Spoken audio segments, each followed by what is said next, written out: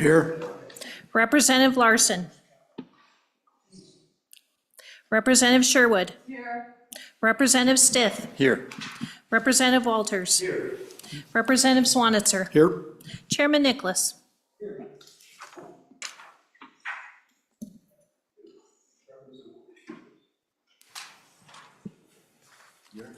Okay, They're all about the same, so. Senate File 58, let's start rock and roll. Come on up.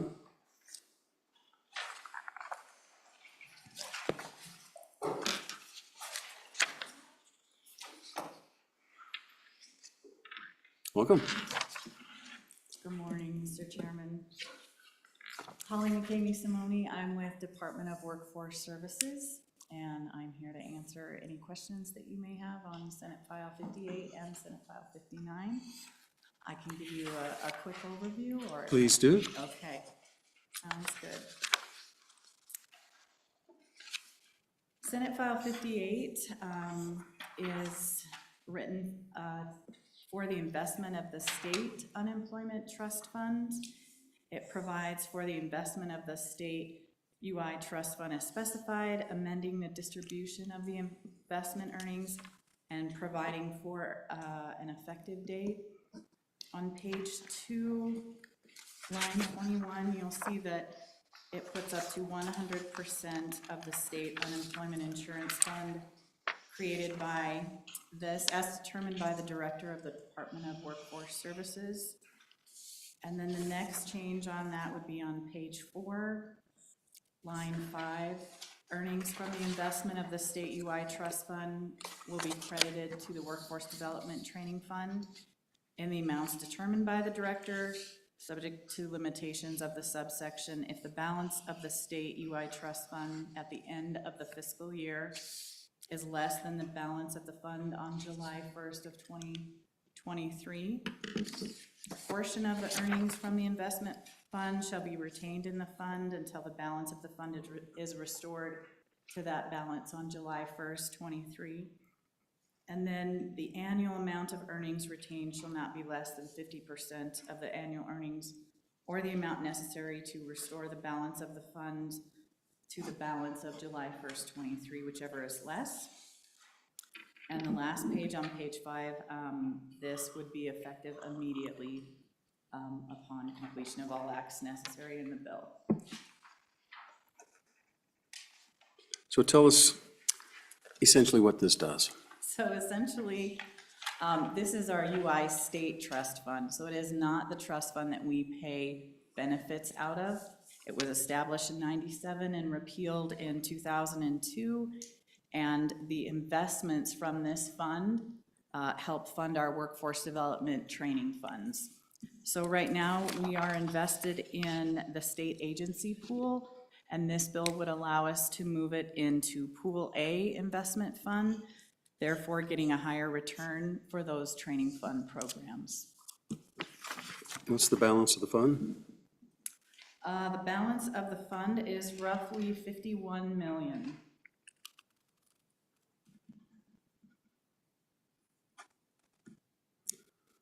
Okay, questions? Representative Henderson. Thank you, Mr. Chairman. What was the balance on July 1, 2023? Mr. Chairman, Representative Henderson, I believe the balance was just a little over 51 million. I can, yeah. And so by doing this, what's the estimate of your increased revenue? Just I believe, Mr. Chairman, on our fiscal impact statement, we believe that we will receive an additional $800,000 per year once that is moved over. We also do expect that it will take a year for us to see those funds directly. That's kind of fun. Okay, questions? Public comment? Any public comment on the bill? Seeing none, we'll close public. Oh, Chris do you have a Funk, comment, Jackie? not on this particular bill. But Chris Funk is also online, so He might have something. Mr. Chairman, members of the committee, Chris Funk is our UI administrator. She's been with UI for 25-plus years and has been the tax chief as well. So she is my go-to for all Okay. things UI. So she's available from our Casper office as well. Okay. Any other public comment? Seeing none, we'll close public comment. We have a motion on the bill. Move the bill do pass. Move do pass. Roll call. Representative Henderson? Aye. Representative Larson excused. Representative Sherwood? Aye.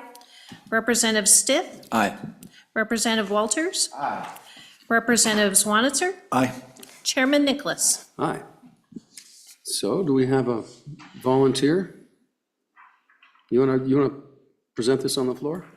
All right, good for you. It's all yours. Okay. Next with Senate File 59. Is that right? Far away, keep going. Thank you, Mr. Chairman.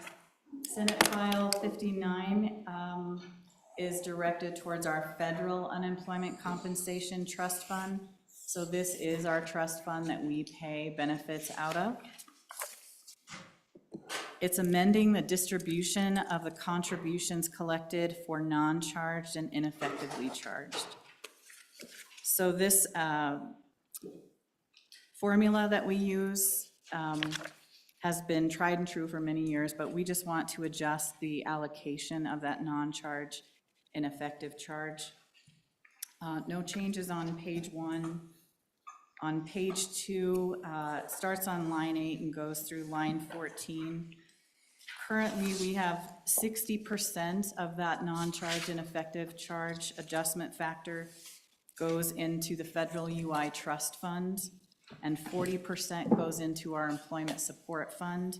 This bill reallocates that adjustment factor and puts 20% in our federal UI trust fund, 60% in our employment support fund, and 20% in our workforce development training fund. If you'll recall from previous testimony, our trust fund is very healthy and is typically in the top 3 in the nation. And so this is another way that we can help employers by moving 20% of that adjustment factor into the workforce development training funds and allowing employers to access those for training needs for their employees. Okay, questions? Mr. Chairman, Please. do you have an estimate of how much money that will generate? We do. On our fiscal impact statement, it shows that the trust fund will go down each year. In 2025. It shows 1.2 million reduction and then a 5 million reduction in 2026 and 2027. And then the increase will show in our employment support fund for 600,000 in 25, 2.5 million in 26, 2.5 million in 27.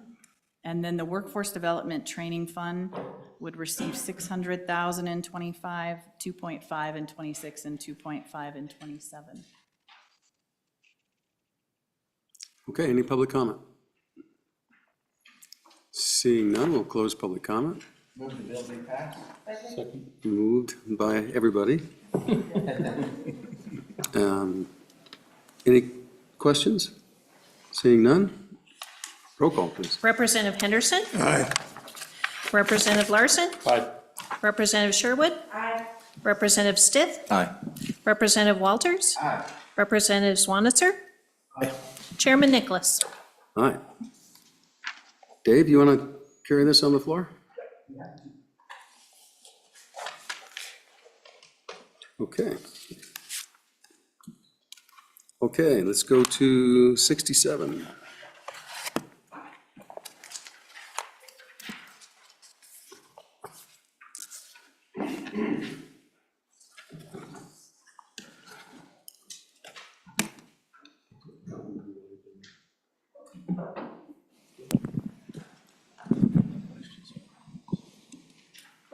We're getting to know you better. It's fun. Good morning, Mr. Chairman. members of the House Appropriations Committee. I'm David Swindell, the Executive Director of the Wyoming Retirement System. I'm accompanied at the table by Mr. Paul Wood of Gabriel Roeder Smith, that's GRS out of the Denver office. They are our system actuaries. In the back of the room, I have our Deputy Director, Rachel Meeker, and our General Counsel, Ben Brandis. The original plan this morning was for them to present this bill to you because I was double booked in Senate Appropriations, but they have finished their work. I'm happy to report that your House Bill 83 did pass out of Senate Appropriations 3-1 this morning, so that will continue to move forward. Senator Nethercott says she will carry it on the Senate floor. Mr. Chairman, Go ahead. why don't we still have them presented? Why don't we still have them presented? Well, I thought about that because they did such a good job. I appreciate everybody's courtesy, but they wanted me to do this, so I don't know, that was an internal discussion we had here. Would you like them to present? No, it's, It's up to you. No, we need to move on. We need to move on because we're already here. Mr. Chairman, this is Senate File 67, which in many ways can be viewed as a companion bill to House Bill 83. This bill originated at the Joint Appropriations Committee this summer and this fall when we weren't sure whether we were going to be able to craft a mechanism in like House Bill 83 to adjust rates on a more administrative basis. And so it was your suggestion, and I think the entire committee agreed with it. We know we need to move in this direction and raise rates a little bit in the public employee plan. So let's have a simple bill to move forward. And that's what Senate File 67 is. It is a 1% increase in the total contribution rate in the public employee plan, split evenly between the employer and the employee. Local employers can subsidize the employee part if they choose. For the state of Wyoming, we currently subsidize a 5.57% component of the employee rate, and that does not change in this bill. So this would evenly split the contribution increase between the state of Wyoming and the state employees. It is a 2-year program, 25 basis points for the employee and the employer in year 1, and 25 basis points each in year 2 for a total of 100 basis points or 1%. The total increase will raise about $20 million, $20.6 million at the end of the 2-year program. Each 50% component is about $10 million. So we'll get $10 million more in year 1. We'll get, and it'll go to a $20 million increment in year 2 and continue. The public employee plan, this rate increase is necessary to put the plan on a increased path towards full funding. Right now, the existing rates will grow the plan, but very glacially. We are at 77% funded. We've been there for a decade, just like most public pension plans in the United States. It's not atypical. And we are slowly going to grow, but we could be at 87, 89% in 30 years. The additional 1% accelerates that. We'll be at 99% in 30 years. So it adds about 10% to the 30-year outlook and the projections on this plan. Just as a reminder to everybody, we're talking about the public employee plan that has 34,712 active employees in it. It includes all the general employees, a lot of state employees. The state of Wyoming is the largest single employer in this plan, but it's K through 12 education that makes up the bulk of it. I think there are more than 18,000 active members in K through 12. And so when you do the math, the state of Wyoming is about 20% of this plan, and the other employees, the K through 12 cities, towns, and counties, they're about 80% of the plan. So there are, we discussed the actuary rates and what the funding does. I think that concludes my remarks, subject to questions from you or members of the committee, or any questions for our actuary who is standing by. Representative. Mr. Chairman, Director Swindell, 2 questions. You've probably already said this. We put in this $20.6 million, and then in 30, if we did nothing else, what would the percentage of funding of the whole plan get to in, say, 30 years? Mr. Chairman, Representative Stiff, The estimates are that with the 1% increase in 2053, so that'd be, I guess, 29 years. It was a 30-year chart when we did this last year. We'd hit 99.5% versus 88.5% status quo. Again, I would say we'll hit the high 90s. Yeah, when you talk 30-year projections, you're looking a little bit of false precision when you say 99.5, but high 90s versus high 80s. And Mr. Chairman, follow up. And you've told us this before, but if I understand it right, for the state employees who participate in this plan, right now, they're contributing 3.48%, if I understand it right. And then after this, you'll take that and add another half point to it. Is that correct? Mr. Chairman, Representative, I think the effective rate right now in the public employee plan is 3.68. And then yes, another 25 basis points to that in year one and another 25 basis points in year two. So another 50 basis points total, so just be over 4%.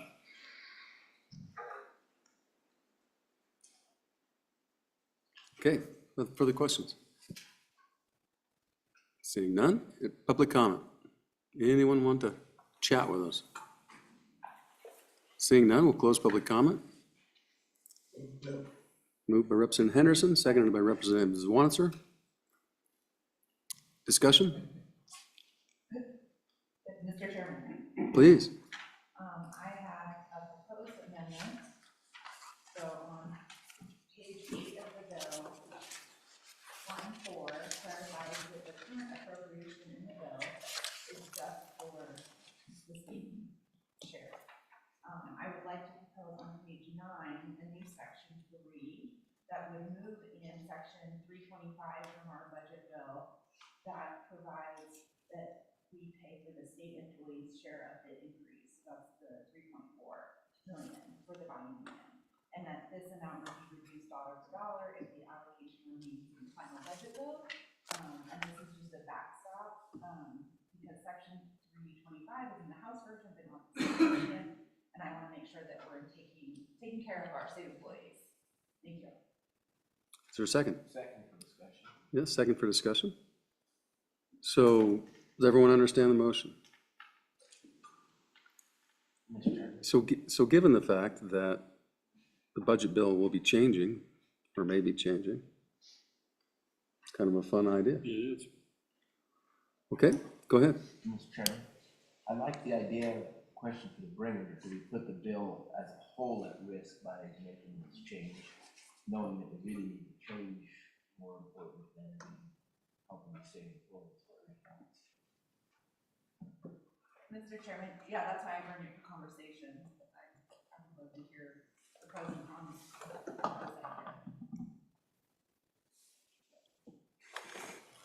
Mr. Chairman, Go ahead. I think for conversation, though, we're getting this over from the Senate side. They passed it as it came out. The worst could happen is in conference that it come back out, right? Yeah. Okay, all those in favor of the motion, say aye. Aye. Those opposed? The motion carries. Okay. So, any other further comments? As amended, roll call. Representative Henderson? Aye. Representative Larson? Aye. Representative Sherwood? Aye. Representative Stitt? Aye. Representative Walters? Aye. Representative Zwanitzer? Aye. Chairman Nicholas? Aye. Representative Stiff, you want to carry this puppy? Mr. Chairman, I'd be happy to. Thank All you. right.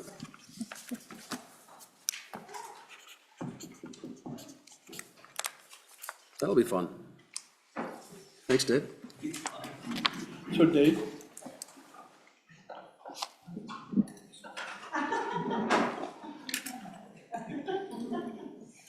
Great job. I just think in these situations where you've got a friendly audience, giving those guys some experience doesn't hurt.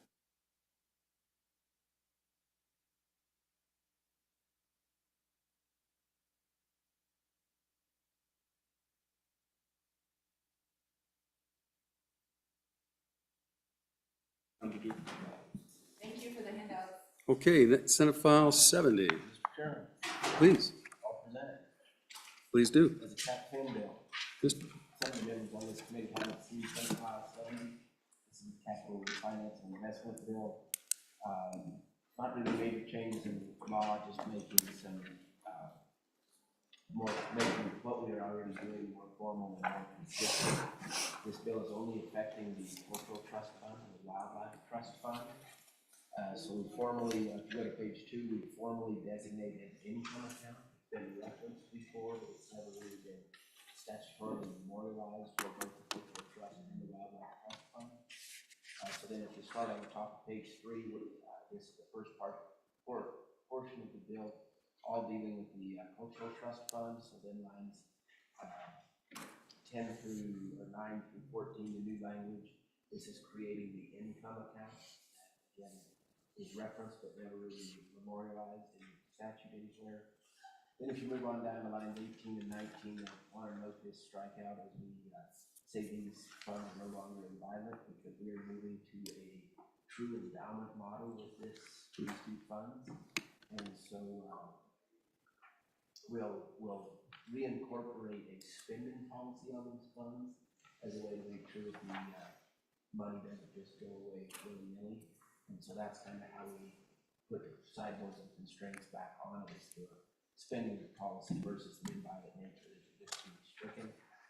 And if you move on to page 4, this is what gives the state treasurer the ability to invest these trust funds within equities on the trust side, not the income account, but the trust account part of it will be invested in equities. And if you'll notice on lines 17, 18, and 19, it's to the highest possible risk-adjusted total rate of return consistent with appropriate level of safety and liquidity. And so that's where we're going with this, as I said, in a true endowment model, to where we can get these dollars working harder for the state of Wyoming.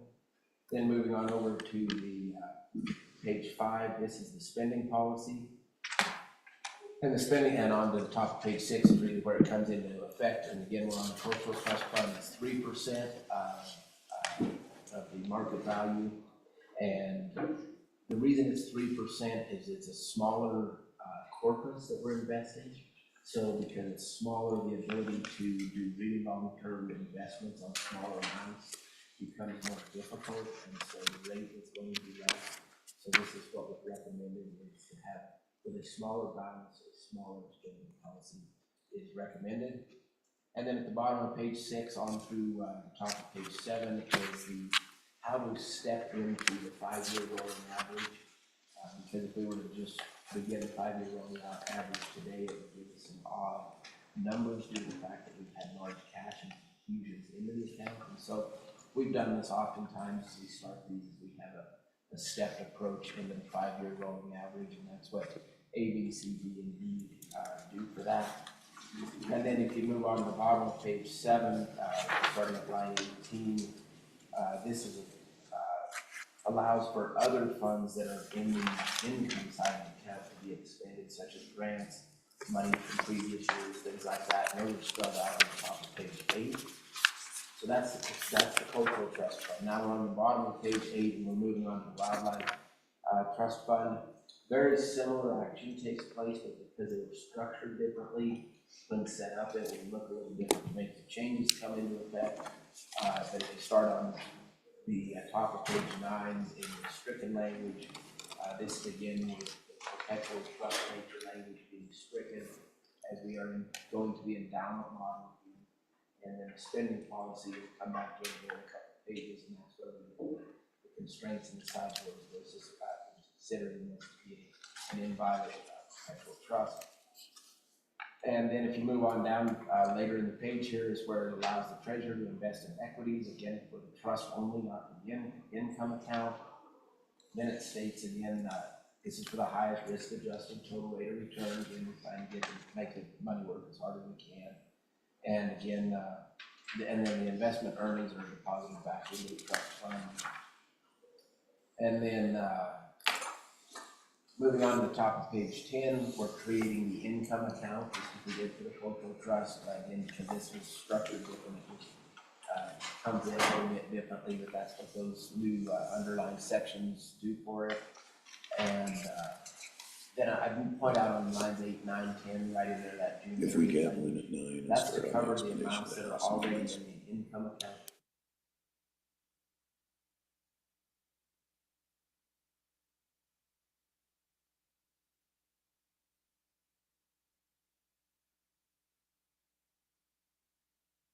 if you move on to page 11, that's existing law, just restructured because of how they have it laid out, so maybe nothing different, just a structural change. Page 12 is all just conforming with work. Then you get to page 13, middle of the page, the new language is the spending policy at 4%. It can be a little higher than the cultural trust because we have a corpus of about 200 million versus roughly 30 million, and so it allows that to function properly. Being able to invest in longer periods gives you more money. Moving on over to page 14, just like the cultural trust, we have the stepped in approach to get to the 5-year rolling average so that we don't start off day one with odd numbers and odd calculations because of large contributions, direct contributions that are made in that year. So it allows for that smoothing effect. Moving on to page 15, subsection B, this is just again like a cultural trust to make sure that the income accounts can spend other monies, grant monies, from the previous year, things like that. And oftentimes those are allocated funds, but they're still residing in the income account because the grant recipient hasn't called on those funds just yet. Moving on to page 16, those lines in 7, 8, 9 through 10, that's just a conforming amendment. And then moving on to 17, section 2, the repealers. This removes these 2 funds from pool A, that's what we're repealing there. Because we're moving to an endowment model, we're using pool A anymore. And then section 3 really addresses the prior obligations on these 2 funds to make sure that there's no overlap and taking money away from the grant recipient changes in this bill. And that's what Senate File 70 does, is in a nutshell, and hopefully everyone tracked and understood.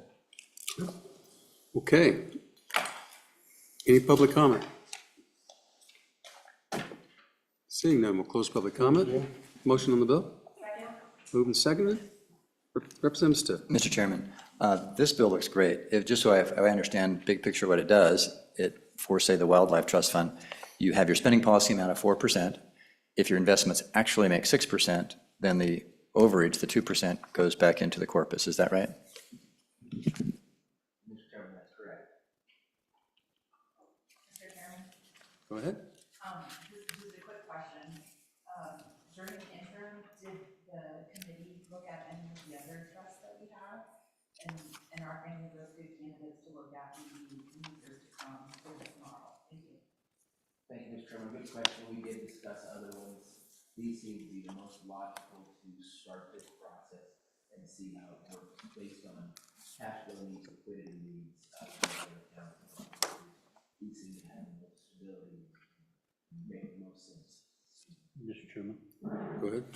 We also, we've got the other bill that talks about what it takes to stay in Plan A. And you'll see where we brought the Wyoming PBS and the state fair. We increased those funds to where they could stay in Pool A. They're growing, there's a time when they could move into that. I think that there's an evolution on all of these funds as they grow to go to different steps. So we kind of have a plan that they would all be self-sustaining and provide their own income, but certainly others are further along than. Thank you for that. Okay. We have a motion on the bill. Move the bill. Do pass. Moved by Representative Walters, Second. seconded by Representative Swanitzer. Again. Again. Moved and seconded again. Roll call. Representative Henderson. Aye. Representative Larson. Aye. Representative Sherwood. Representative Stitt. Aye. Representative Walters. Aye. Representative Swanitzer. Aye. Chairman Nicholas. Aye. Okay. I presume you're going to present. Yes. Anything else? Thanks, Don. Thanks. Boom, just like that. We could have come in at 9:15. All right, committee?